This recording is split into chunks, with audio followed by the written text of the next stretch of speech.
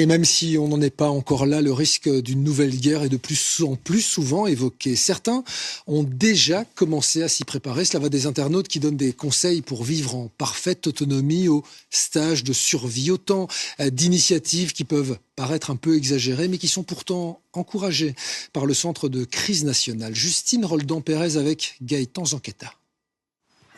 Brian entame la 3e partie de son stage de survie. 3 jours dans la nature, sans rien. Oublie pas, c'est dans la tête. Ouais. Donc ton repas, fais en sorte qu'il soit bon, parce que c'est là vraiment que tu vas récupérer ton mental pour pouvoir poursuivre. Jérémy le guide, il lui a appris à trouver à manger, à faire un feu, à se mettre à l'abri. Des connaissances essentielles selon l'instructeur, surtout au vu de l'actualité. L'an dernier, la demande pour ces stages a augmenté de 60%. Ce contexte-là fait que nous devons être prévoyants. Donc s'entraîner, apprendre correctement, pour moi c'est l'essentiel. Et du jour au lendemain, on peut très bien arriver au fait où on ne sait plus acheter éventuellement. Et la nature a plein de ressources pour tous les jours en fait. Et on ne l'utilise pas assez, ça c'est sûr. Autre point crucial, trouver un endroit pour s'abriter et dormir. Là tu vois, là tu as trouvé un abri parfait.